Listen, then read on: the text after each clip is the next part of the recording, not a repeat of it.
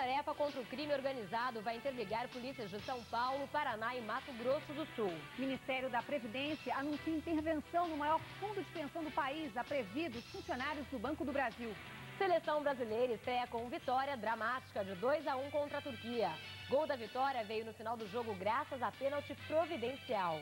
17 detentos aproveitam o jogo de estreia da seleção e fogem do presídio de Osasco, na Grande São Paulo. Boa noite, está começando o Jornal da Gazeta desta segunda-feira, 3 de junho. E você vai ver ainda os destaques desta edição. Rainha Elizabeth II vai ao Windsor, berço da Casa Real Britânica, para homenagens pelos 50 anos da coroação. Incêndio destrói prédio em São Petersburgo, na Rússia. O fogo atingiu a sede da Companhia Marítima Báltica e vários andares desabaram. Cientistas do Texas anunciam a criação de um antídoto para o antrás, a perigosa arma química usada por terroristas em atentados biológicos nos Estados Unidos.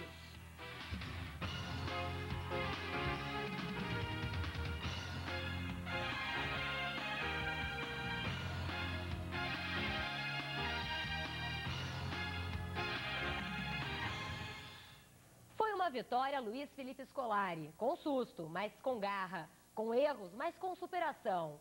Valeu levantar cedo. Os turcos nos marcaram com facilidade e ainda fizeram o primeiro gol numa jogada conhecida pelos brasileiros. E só no segundo tempo, num verdadeiro voo de Ronaldo e depois num pênalti cobrado por Rivaldo, o gol da vitória. Um pênalti injusto, mas que fez justiça no placar. Um placar que mereceu o esforço da torcida brasileira, que teve que sair mais cedo de casa para ver a estreia da seleção canarinho na Copa, sem perder a hora do trabalho. Uns têm sorte. Vai trabalhar hoje? Vou. Tá fazendo o que aqui? Não, só depois das 8h30. Prima liberou. Outros dão um jeitinho. Fiz aqui o primeiro tempo, o segundo tempo assisto lá no tribunal. Essas moças que vieram do interior de São Paulo chegam no embalo. Nós viemos fazer compras. E vão parar para assistir o jogo? Vamos. Dar uma paradinha até as lojas começam a abrir. Aos poucos e na escuridão, os torcedores brasileiros vão se acomodando. Um telão montado em pleno centro da cidade atrai curiosos e sonolentos. São 6h05 da manhã. Enquanto muitos trabalhadores se preparam para mais um dia de trabalho, lá na Coreia o Brasil já está em campo. Os horários dos jogos dessa Copa do Mundo são realmente muito estranhos. Mas como o futebol está no sangue do brasileiro, o jeito é se adaptar e entrar no clima. Ya tengo la camiseta, ¿ves? Brasil, aunque están todos los países, mis chilenos aquí están también. A senhora não acha estranho esse horário de jogo nessa Copa do Mundo? Extraño para todo el mundo porque es un horario totalmente diferente, mas a pessoa que realmente lleva a sua pátria no coração tem que dar um jeitinho e acomodar o horário de trabalho para poder torcer por seu país. Esse é patriotismo. Esse restaurante está acostumado a receber clientes a qualquer hora da madrugada e por isso montou um esquema especial para a Copa do Mundo. Café da manhã, bandeiras, telão e funcionários a caráter. Apesar do horário do jogo, parece que para alguns torcedores, café com leite definitivamente não combina com seleção brasileira.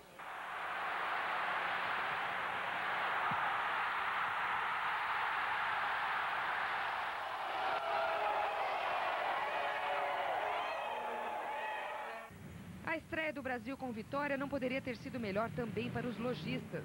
Nesse espaço reservado aos fanáticos torcedores, os Jogos do Brasil serão reprisados durante todo o dia, para quem não viu ou quer rever os melhores lances.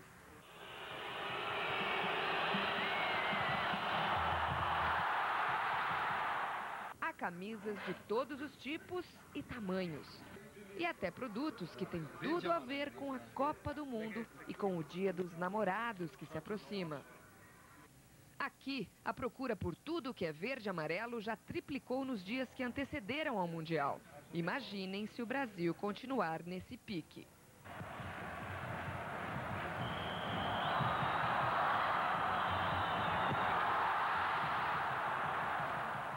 Todas as Copas do Mundo, o Brasil é a paixão, mas nessa Copa especificadamente o movimento está assim, triplicou em função da última Copa. Bom, e a cada jogo ganho pelo Brasil, a tendência é melhorar. sem dúvida, né? E a gente acredita que o Brasil vai chegar pelo menos na final do campeonato aí, da Copa do Mundo, e possa dar mais alegrias pra gente.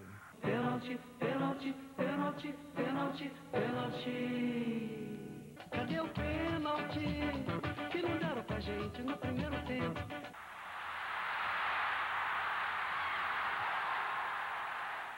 Terminado o jogo, pelo menos para a maioria, nada de comemoração, muito menos descanso. O dia está apenas começando, mas para todos os brasileiros o dia está começando um pouco mais feliz. Tatiana Ferraz, de São Paulo, para o Jornal da Gazeta. E durante a estreia do Brasil na Copa do Mundo, houve fuga de presos na grande...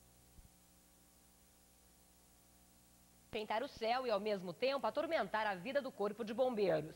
Enquanto as vendas de fogos de artifício triplicam nesta época do ano, os incêndios e acidentes são inevitáveis. Só eles estão comemorando. As lojas de fogos de artifício não poderiam viver uma melhor fase.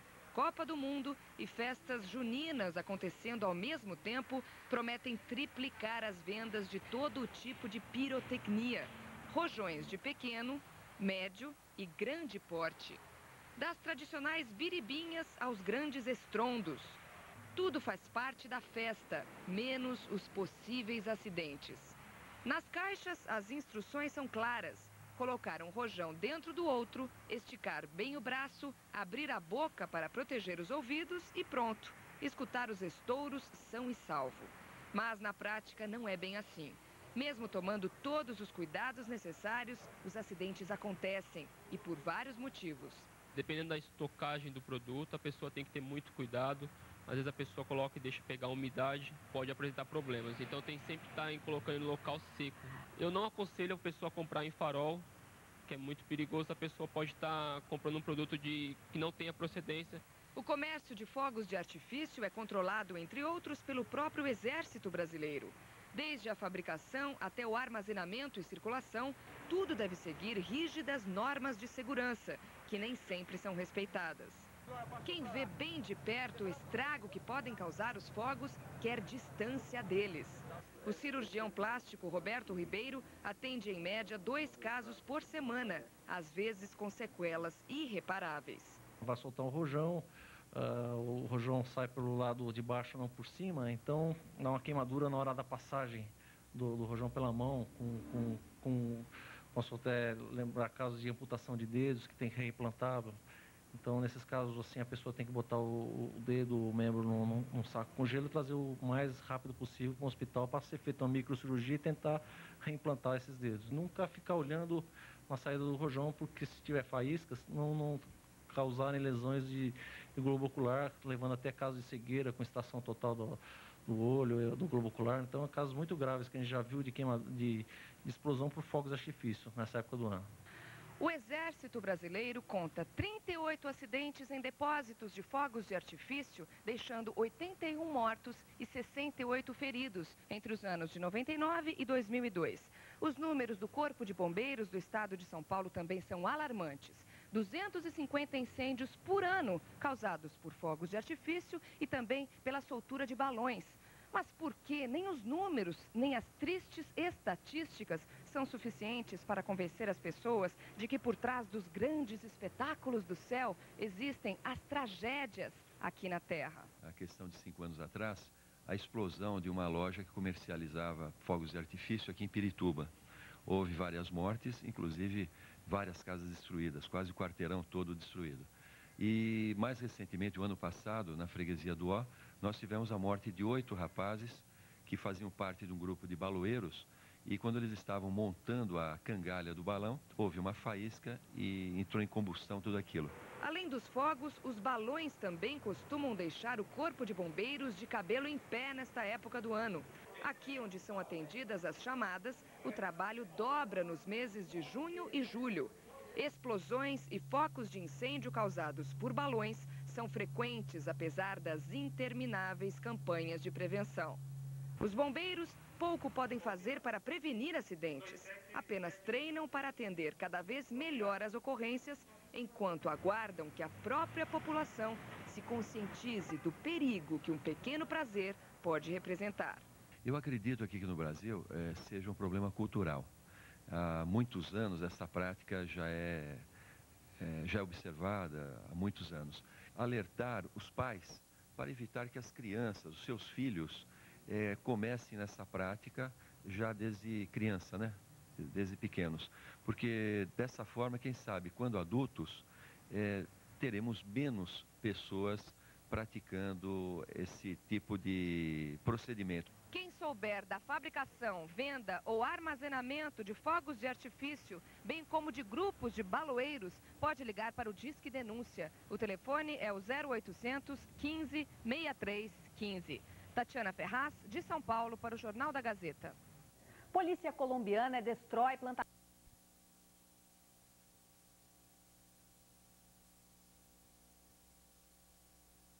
A economia de recursos naturais tornam-se mais populares. O cidadão consciente descobre a cada dia o que é ser ecologicamente correto. Se eles ainda não são, pelo menos estão tentando parecer mais ecologicamente corretos. A senhora faz alguma coisa pelo meio ambiente? Eu procuro fazer, né? Por exemplo, inclusive eu já presenteei 20 mudas de pau-brasil para diversas pessoas assim que têm sítio e tudo. Eu, infelizmente, moro em apartamento, então lá eu posso fazer pouca coisa. Para o meio ambiente? Eu procuro manter a limpeza no meu prédio e plantar umas árvores e educar o pessoal do prédio para evitar papel no chão e todas essas coisas, porque é um caso sério. Procuro separar o lixo que é biodegradável, do lixo que é reciclável. Eu acho que é assim que eu estou colaborando, principalmente na minha empresa. Iniciativas para cuidar do meio ambiente. Toda a evolução da sociedade também no sentido de preservar o meio ambiente. Mas eu acho que há muito o que fazer ainda. No Dia Mundial do Meio Ambiente, uma empresa de reciclagem de papel resolveu lançar uma campanha. Colher depoimentos e sugestões para empresas que queiram cada vez mais respeitar a natureza. As ideias serão reunidas, editadas e encaminhadas aos órgãos de defesa do meio ambiente e também a candidatos aos governos estadual e federal. Os participantes ganharam mudas de plantas nativas e até um pequeno pé de jabuticaba para ser plantado no quintal. Aos poucos, os próprios consumidores estão exigindo das empresas um melhor comportamento com relação à preservação do meio ambiente. Alguns até preferem pagar mais caro por um produto que tenha sido fabricado sem agredir a natureza. Apesar do progresso dos últimos anos, a relação homem, indústria, meio ambiente ainda está longe do ideal. Mas há esperança de que desde cedo e nas pequenas coisas, o bom senso e o respeito passem a prevalecer. Eu tenho sentido um avanço significativo. O aspecto econômico também é um aspecto importante e para empresas é até, em princípio, o aspecto mais importante. Então, hoje nós já vemos a troca de informações entre as próprias empresas, porque o que é resíduo para uma, absolutamente descartável, em razão do seu processo produtivo, pode se constituir em matéria-prima para outro tipo de indústria de transformação. Este hotel hoje agitou os funcionários. Cozinheiros, manobristas, recepcionistas e até os próprios gerentes saíram às ruas entregando pequenas mudas com mensagens de preservação à natureza. No trabalho, eles já estão acostumados a uma nova mentalidade. O hotel trata 100% da água consumida, comprada ou de produção própria. Há um rígido controle do ar interno e externo, isolamento acústico, reciclagem de lixo e distante separação de fumantes e não fumantes. A preocupação não é só do funcionário. O hóspede, quando chega ao quarto, também é convidado a colaborar. No banheiro, uma sugestão por escrito: usar apenas uma toalha por dia para assim evitar o desperdício de água e detergente, altamente nocivos ao meio ambiente. As pessoas costumam colaborar? Sem dúvida nenhuma, a gente tem muita adesão, porque a maioria da nossa clientela vem de fora.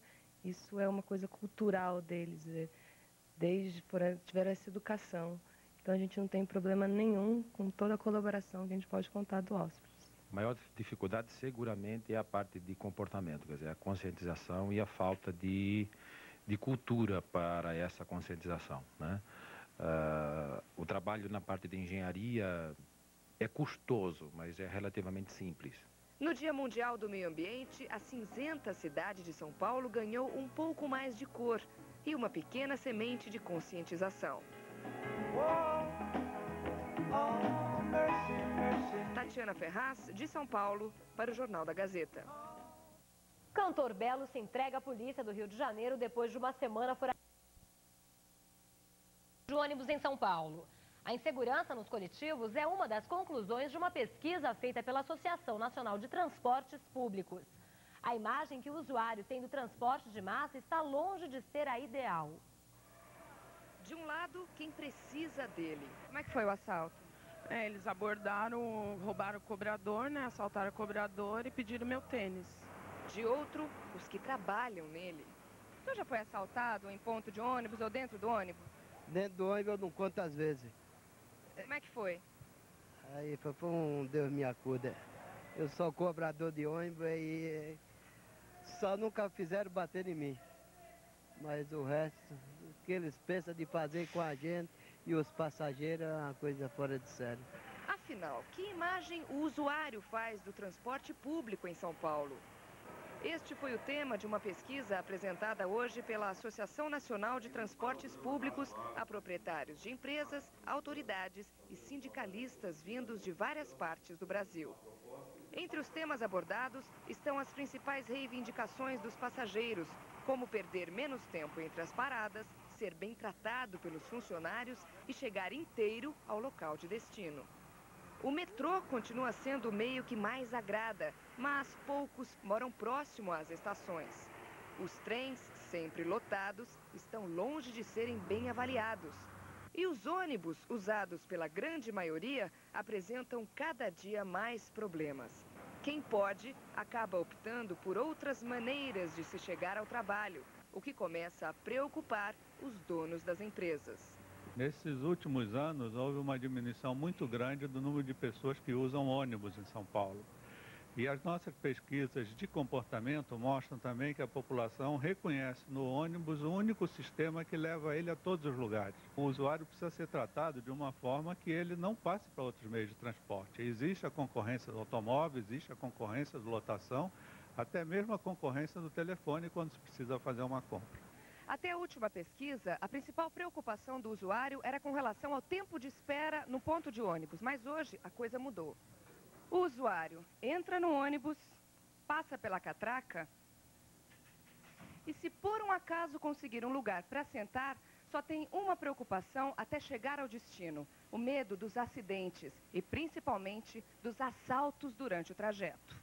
Contra o problema da segurança, o secretário de Transportes da cidade de São Paulo já tem ideias que, se derem certo, poderão servir de exemplo para outras capitais.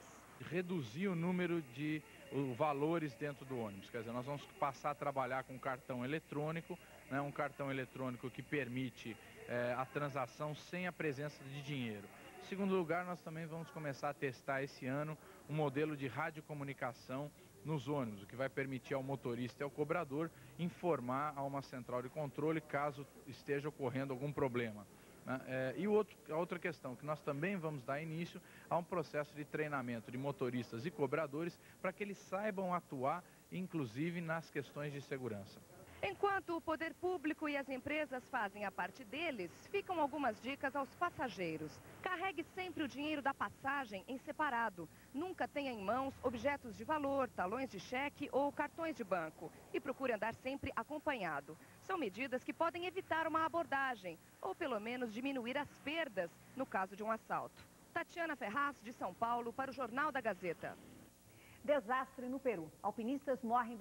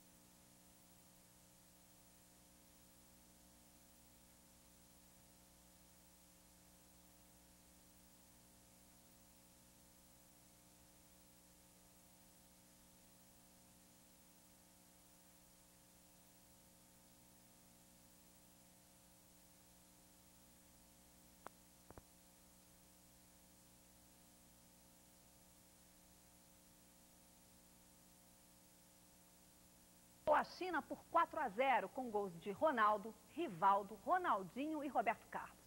Em São Paulo, a comunidade chinesa bem que torceu, mas acabou se conformando com a derrota. Os imigrantes ficaram divididos. Alguns chineses famosos que estão de passagem por São Paulo até caíram no samba. No palco, eles estão acostumados com o malabarismo.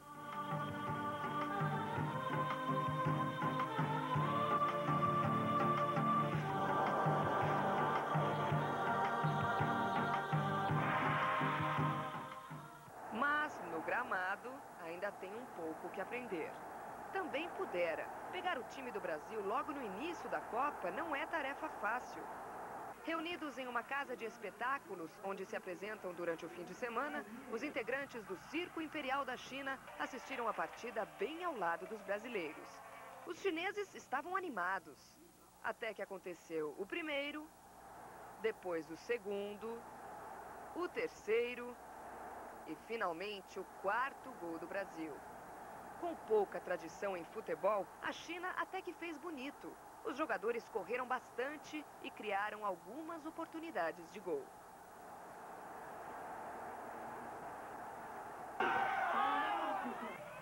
Mesmo tendo a derrota como certa, os chineses torceram e sofreram juntos até o fim.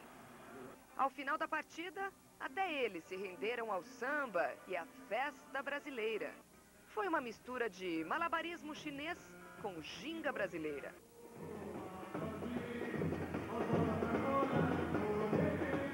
Esses poucos chineses estão por aqui só de passagem. Há muitos outros que chegaram há bem mais tempo e acabaram se instalando por aqui. São 190 mil chineses no Brasil. Desses, 120 mil só aqui em São Paulo. Ao lado dos japoneses, eles foram aos poucos fazendo do bairro da Liberdade o cartão postal oriental da cidade. São restaurantes e lojas espalhando a cultura que vem do outro lado do mundo. Comidas típicas e exóticas, porcelana, roupas e acessórios. Tudo é 100% oriental, menos o coração dos imigrantes. Absolutamente dividido nesta Copa do Mundo. Silvana, que chegou há 38 anos no Brasil, parece estar muito mais para o lado verde-amarelo. A senhora torceu 100% para a China ou estava com uma... 50%. Meia, né? Ficou feliz, então, com a vitória? Foi bom. Esperava, tomava mais gol, mas tá bom. No restaurante Xangai, que existe desde 1961, também não houve brigas. As gerações estão de acordo no que se refere ao futebol. Eu moro no Brasil, então o Brasil ganhou mais pão, entendeu? A senhora ia ficar mais contente se a China ganhasse ou se o Brasil ganhou, tá tudo bem? Tudo bem para mim. Eu moro daqui 40 anos. Fica na China, nunca jogo, primeira vez indo no mundo, vai difícil para ela. Próxima vez ela ganhou, não é? Todo mundo torceu pelo Brasil. Entre as inúmeras contribuições culturais que os chineses trouxeram para o Brasil, tem uma que virou marca registrada. É o que se pode chamar assim de o primeiro fast food da cidade. Obrigada. Isso sim, ao lado de um copo de chopp, tem tudo a ver com futebol. Tatiana Ferraz, de São Paulo, para o Jornal da Gazeta. E agora vamos com mais notícias sobre a seleção brasileira. O Celso Cardoso já está aqui. Boa noite, Celso. Boa noite, Simone. O Brasil sobe nas bolsas de apostas após goleada contra a China. Agora a seleção...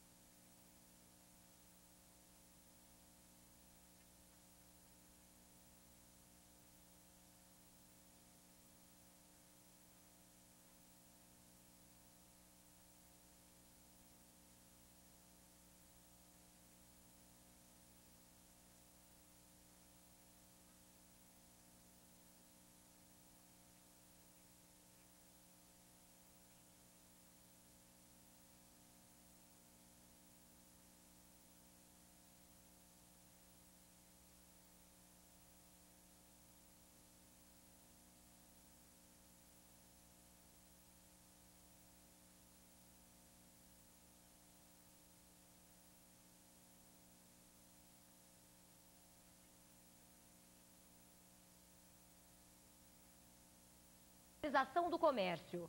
O objetivo é evitar um novo escândalo, como o que aconteceu na gestão do ex-prefeito Celso Pitta. À época, 300 pessoas foram presas depois de uma CPI da Câmara de Vereadores.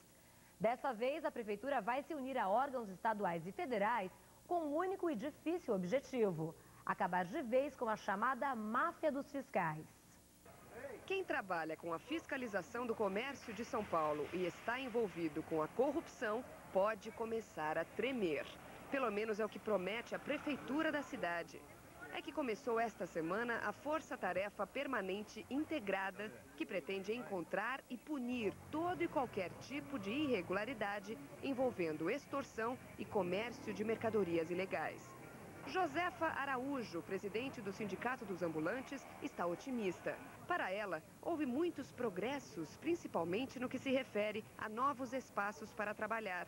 Mas, como toda categoria que se preze, ainda há muito o que reivindicar, inclusive quanto à fiscalização. Nós temos encaminhado para a promotoria, o nosso sindicato já fez denúncia, já provamos, fiscal foi preso, mas ainda é pequeno esse trabalho. Eu acho que com essa força-tarefa, a nossa esperança é aí, que acabe a corrupção. Há cerca de 3 anos, houve um grande escândalo de corrupção envolvendo fiscais da prefeitura, administradores regionais e também políticos. À época, cerca de 300 pessoas foram presas, entre elas 2 vereadores e também um deputado estadual. O tempo passa, mas parece que a mentalidade da máfia dos fiscais continua. O principal problema continua sendo o loteamento das ruas e também a liberação das mercadorias. No centro da cidade, as cenas de sempre. Fiscais pelas ruas, mercadorias e barracas apreendidas. Uma multidão que vende e que compra por preços quase sempre mais baratos. Com tanta gente disputando o mesmo espaço, fica fácil aparecer a brecha para a corrupção. O ouvidor da prefeitura diz que a força-tarefa desta vez reúne prefeitura, Ministério Público, órgãos estaduais e federais para fazer uma verdadeira devassa. Já existem 240 nomes de servidores investigados, acusados de envolvimento em irregularidades e cobrança de propinas. Alguns fiscais terão até o patrimônio pesquisado para concluir se existe compatibilidade com o salário que recebem mensalmente. Para Benedito Mariano, punir exemplarmente um fiscal já significa um grande passo para inibir a prática de novas irregularidades. Eu vou coordenar uma comissão de trabalho que vai elaborar a mudança no Estatuto do Servidor Municipal. O Estatuto hoje, o rito processual, trata igual quem tem uma falta administrativa com quem tem indício em crime grave. De modo que eu acho que em menos de 90 dias nós vamos encaminhar a prefeito uma proposta de agilizar os processos desses servidores envolvidos em crime e que, enquanto estiver o processo, eles não estejam com a função, principalmente no setor de fiscalização, que estejam afastados. O ouvidor da prefeitura conta também que em 15 meses de atuação, 278 servidores já foram punidos, sendo 33 com a perda da função pública. E a força-tarefa, que começou há poucos dias, promete revelar novos nomes até o final do ano. Não tenho dúvida que a Câmara Municipal vai se manifestar com muita rapidez na mudança do Estatuto do Servidor para agilizar a demissão de servidor envolvido em corrupção ou outro crime. Então, isso nós vamos ter uma resposta legislativa imediata. O comércio informal é consequência direta do desemprego. Dados divulgados pelo IBGE no final do mês passado dão conta de que só na região metropolitana de São Paulo, mais de 20% da população economicamente ativa está desempregada. Virar camelô, para muitos, é o caminho mais fácil para se ter uma renda mensal e um pouco de dignidade. Tatiana Ferraz, de São Paulo, para o Jornal da Gazeta. Polícia do Rio de Janeiro ainda não encontrou seu par perfeito e não foi às compras hoje, a equipe do Jornal da Gazeta mostra que nada como um dia atrás do outro. Afinal, amanhã é dia de Santo Antônio.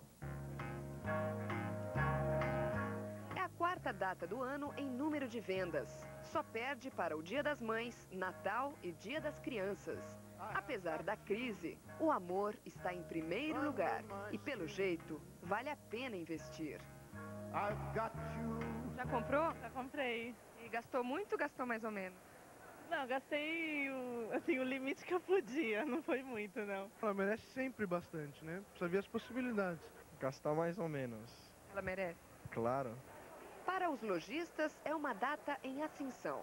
As perspectivas de vendas são positivas, ajudadas pelo apelo emocional.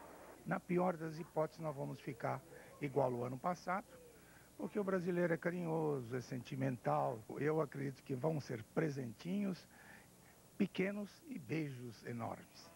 Produtos de perfumaria estão em alta. Sabonetes, aromas afrodisíacos, essências. As caixas com sugestões de presentes têm combinações de todos os tipos. Vale tudo para pegar a parceira ou parceiro amado pelo nariz ou pelo estômago. Nesta outra loja, azeites e aromas que vêm do Mediterrâneo chegam a dar água na boca. Ervas exóticas, acessórios e embalagens para quem tem o mais fino paladar e adora temperos picantes. Pode não parecer muito romântico ganhar uma caixa de azeitonas de presente no Dia dos Namorados, mas estas são de chocolate com amêndoas. Uma bela surpresa. O Dia dos Namorados, claro, não serve só para os namorados. É uma oportunidade dos casados, enrolados, juntados e, claro, os pretendentes trocarem presentes. E como imaginação é uma coisa que não falta ao comércio, que tal um banho de ofurô? O que vai dentro da banheira fica a gosto do freguês.